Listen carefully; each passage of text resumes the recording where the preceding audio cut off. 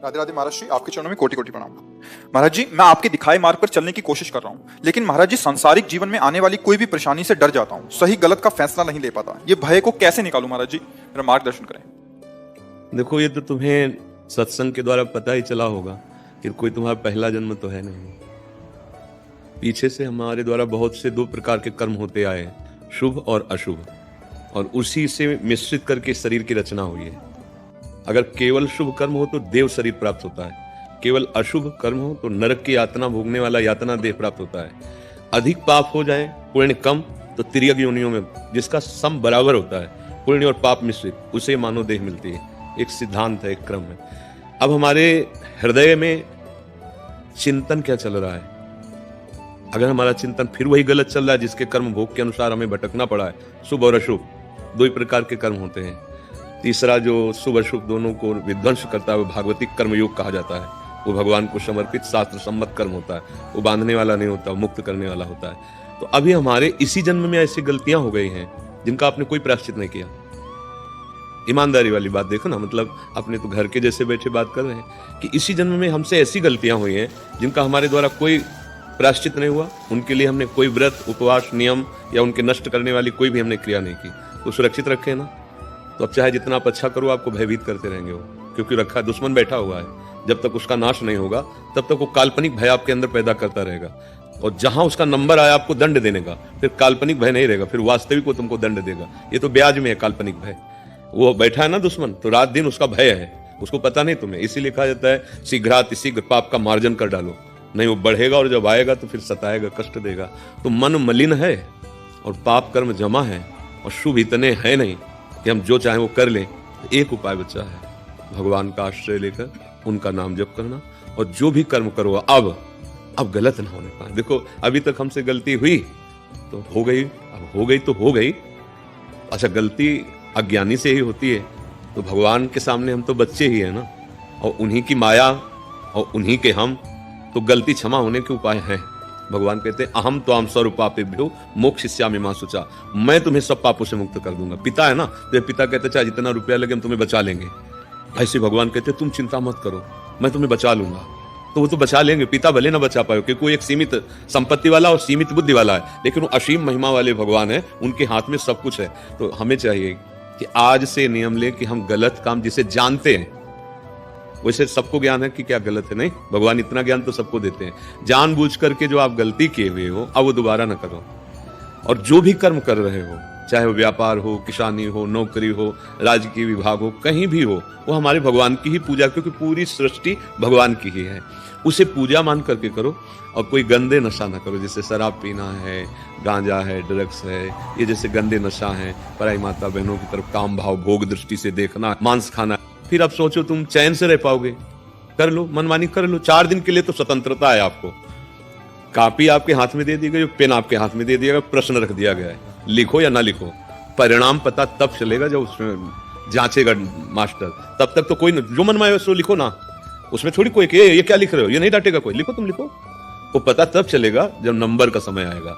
ऐसे ही तुम्हें मनुष्य शरीर दिया गया, छूट दी, करो पुण्य ही पुण्य करो, आप करो, आप भजन करो, आपको छूट दी गई है आपका। लेकिन उस समय की बात याद रखो जब जांच होगी, तो एक सेकंड का हिसाब तुम्हारे पूरे जीवन का है। 5 सेकंड भी ऐसे नहीं जिनको तुम छुपा सको।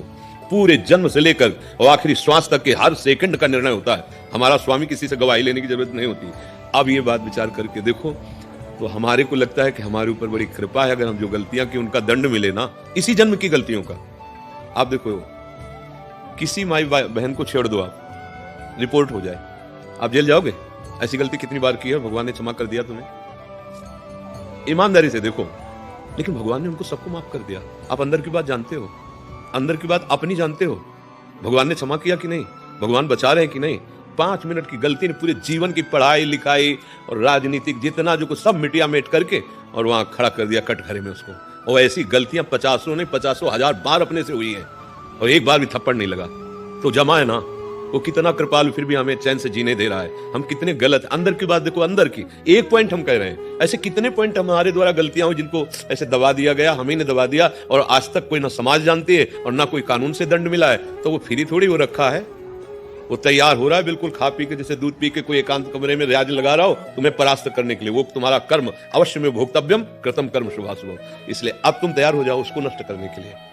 वो है भगवान का नाम और भगवान का आश्रय। हरि आश्रय लेकर नाम जप करते हुए अब अच्छे कर्म में उतर जाओ तो वो पूर्व के कर्म नष्ट हो जाएंगे, और जो हमारा विधान रच गया है भोगने का, उसको भोगने की सामर्थ्य मिल जाएगी। जैसे जो शरीर रचना के समय लिख गया था कि इतने वर्ष से इतने वर्ष तक ये दंड मिलेगा, ये दंड मिलेगा, वो तो लिख गया है, उसे तुम काट नहीं सकते, उसको भोगने की सामर्थ्य मिलेगी। लेकिन जो जमा हिसाब वो भस्म हो जाएगा। जो आगे हमसे गलती होगी वो क्षमा कर देंगे, प्रभु बड़े कृपालु हैं। इसलिए ऐसा लगा है। बेमतलब का मन भय प्रदान करता है जब हमारे कर्म बिगड़ जाते हैं। पूर्व जो कर्म बिगड़े हुए हैं तो बेमतलब का वो भय देगा। इतना कष्ट हो जाता है कि फिर वही मन सिखाने लगता है कि मर जाओ तो अच्छा है। आप देख लो, सबको शरीर और प्राण कितने प्रिय है, और इस मन के कहने के अनुसार चलने से हमसे यदि गलतियां हो गई हैं तो वो जब गलतियों का दंड मन दिलाता है, यही मन दिलाता है, तो यही हमें शिक्षा देने लगता है कि यार और कितना बड़ा अपराध कराने के लिए प्रेरित कर दिया, बहुत नीच है ये मन, इसके कथनानुसार चलोगे तो सर्वनाश कर देगा ये।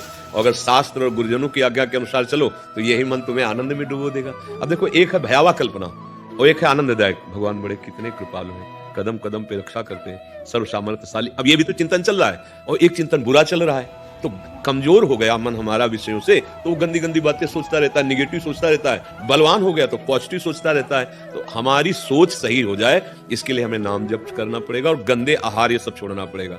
आज हमारा जो समाज है वो पतित होता चला जा रहा है? कितना पतित होता चला जा रहा है। 10-11 बजे तक तो सोना है, 12 दिन में 11-12 बजे तक तो सोना है उसे, रात्रि भर उदंडताएं सोचनी है, नशे करने हैं, पार्टीबाजी करनी है, और ये सब। अब ये जीवन कहीं उन्नति वाला जीवन है? आप इसमें सोच के देखो, क्या उन्नति वाला जीवन है? कौन सा जीवन है? ठीक है, तुम धन कमा लिए हो, सैकड़ों अरब कमा लीजिए, मरोगे तो लाद के ले जाओगे सैकड़ों अरब, यही बैंक में जमा रहेंगे, और ये आचरण जाएंगे तुम्हारे साथ जो कर रहे हो ना, ये आचरण जाएंगे।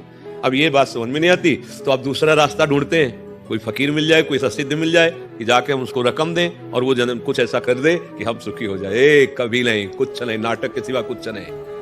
तुम करो अधर्माचरण और तुम पैसे से अगर सुख खरीद पाओ तो फिर सब भगवान को खरीद लेते हैं। जानना, पैसे से सत्य वस्तु को नहीं खरीदा जा सकता। ये हम दिमाग में आपके बार बार बैठालना चाहते हैं कि आप नाटकबाजी पर मत फंसिए।